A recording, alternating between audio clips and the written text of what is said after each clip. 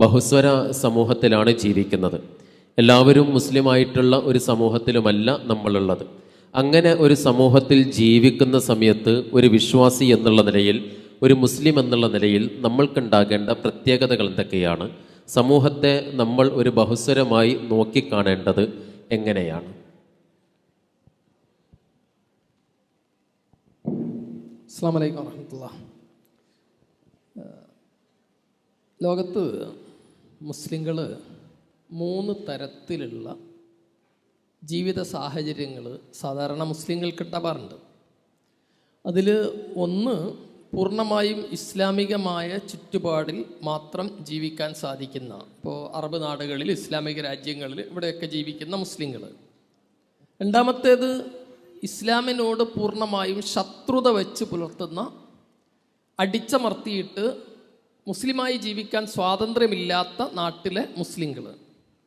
മൂന്നാമത്തേത്, മുസ്ലിം രാജ്യമല്ല, എന്നാൽ അവിടെ മുസ്ലിങ്ങളായി ജീവിക്കാനുള്ള സ്വാതന്ത്ര്യമുണ്ട്.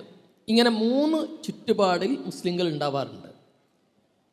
നേരത്തെ പറഞ്ഞ 2 എണ്ണത്തിൻ്റെത് ഇപ്പോൾ വിശദീകരിക്കുന്നില്ല, വിശദമായി പറയാൻ നമുക്ക് സമയമില്ലാത്തതുകൊണ്ട്.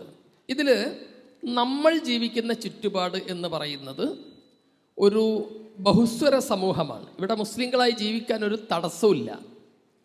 ഇവിടെ നമ്മുടെ ധർമ്മം എന്ത് എന്ന് ചോദിച്ചാൽ, അതിലൊന്നാമത്തേത്, ഇസ്ലാമിൻ്റെ ജീവിക്കുന്ന അംബാസഡർമാരാണ് ഓരോ മുസ്ലിമും. കാരണം നമ്മെ നോക്കിയിട്ടാണ് ഇന്ത്യയിലെ 83% വരുന്ന അമുസ്ലിം സഹോദരങ്ങൾ ഇസ്ലാം എന്ത് എന്ന് മനസ്സിലാക്കുന്നത്. അതൊരു വശം. രണ്ടാമത്തേത്, ഇവിടെയുള്ള അമുസ്ലിങ്ങളോട് നമ്മുടെ ബന്ധം എങ്ങനെയായിരിക്കണം. 4 തരത്തിലുള്ള കാര്യങ്ങൾ അതിൽ ശ്രദ്ധിക്കേണ്ടതുണ്ട്. ഒന്നാമത്തേത്, നമ്മുടെ പെരുമാറ്റത്തിൽ, നമ്മുടെ ഇടപെടലുകളിൽ എല്ലാത്തിലും ഉണ്ടാവേണ്ട ഒന്ന്, അവർക്ക് അമുസ്ലിമായി ജീവിക്കാനുള്ള സ്വാതന്ത്ര്യം ഇസ്ലാം വകവെച്ചു കൊടുത്തതാണ്. ലാ ഇക്റാഹ ഫിദ്ദീൻ, ദീനിലൊരു നിർബന്ധമില്ല. അഫ അൻത തുക്രിഹുൻ നാസ ഹത്താ തകൂന മുസ്ലിമീൻ, അവരെ മുസ്ലിങ്ങളാക്കാൻ നിങ്ങളുടെ നിർബന്ധ ബാധ്യതയല്ല.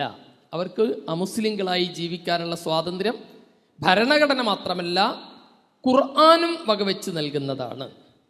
രണ്ടാമത്തേത്, ഇതുപോലെയുള്ളൊരു നാട്ടിൽ മുസ്ലിങ്ങളുടെ ഒരു ബാധ്യത, ഇവിടെ സമാധാനം നിലനിർത്തിക്കൊണ്ടാണ് ജീവിക്കേണ്ടത്. വൈൻ ജനഹൂലിസ്സലമി ഫജ്നിഹുവ, അവർ സമാധാനം നിലനിർത്തുമെങ്കിൽ നിങ്ങളും സമാധാനത്തിലായിരിക്കണം നിലനിൽക്കേണ്ടത്. മൂന്നാമത്തേത്, ഈ നാട്ടിലെ ബഹുസ്വര സമൂഹത്തിൽ ആ ആളുകൾക്ക് ഗുണമുള്ളവരായി നമ്മൾ മാറണം.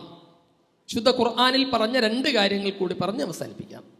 ഒന്നാമത്തേത്, ഖുർആനിൽ സൂറത്ത് ഇബ്രാഹീമിൽ അള്ളാഹു സൂചിപ്പിക്കുന്ന ഒരു കാര്യമുണ്ട്.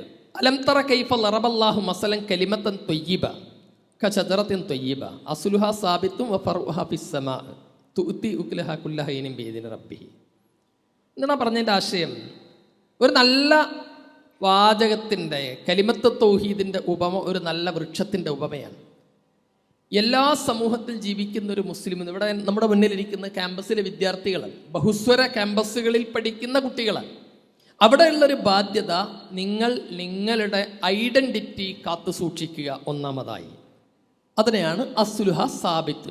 രണ്ടാമത്തേത് വഫറുഹ ഫിസ്സമാ, അതിൻ്റെ ചില്ലകൾ പടർന്ന് പന്തലിച്ചിട്ടുണ്ട്. തുഅതി ഉക്ലഹാ കുല്ല ഹീനിൻ ബിഇദ്നി റബ്ബിഹി, ഫലങ്ങൾ നിരന്തരം കിട്ടിക്കൊണ്ടിരിക്കണം. ഗുരുവായൂരപ്പൻ കോളേജിൽ പഠിക്കുന്ന, അല്ലെങ്കിൽ ക്രിസ്ത്യൻ കോളേജിൽ പഠിക്കുന്ന ഒരു മുസ്ലിം വിദ്യാർത്ഥി, അവൻ ആ ക്യാമ്പസിൽ പഠിക്കുന്നതുകൊണ്ട് ആ കോളേജിലെ മുഴുവൻ കുട്ടികൾക്കും ഇവനെക്കുറിച്ചുള്ള ഒരു ഉപകാരം കിട്ടുന്ന അവസ്ഥ ഉണ്ടാവണം. 2, ലാ യൻഹാകുമുല്ലാഹു അനില്ലദീന ലം യുഖാതിലൂക്കും വലം യുഖ്രിജൂക്കും മിൻ ദിയാരിക്കും അൻ തബറൂഹും, നിങ്ങളോട് യുദ്ധം ചെയ്യാത്ത, നിങ്ങളുടെ വീട്ടിൽ നിന്ന് പുറത്താക്കാത്ത ആളുകൾക്ക് പുണ്യം ചെയ്യാനാണ് ഇസ്ലാം കൽപ്പിക്കുന്നത്. ബഹുസ്വര സമൂഹത്തിലെ മുസ്ലിം എപ്പോഴും മറ്റുള്ളവർക്ക് ഗുണമുണ്ടാകുന്ന രൂപത്തിലും അവനവൻ്റെ ഐഡൻറ്റിറ്റി കാത്തു സൂക്ഷിച്ചുകൊണ്ടും ജീവിക്കുക. ഇതാണ് ഖുർആൻ പഠിപ്പിച്ചു തന്ന ബഹുസ്വര സമൂഹത്തിലെ മുസ്ലിമിൻ്റെ മാതൃക.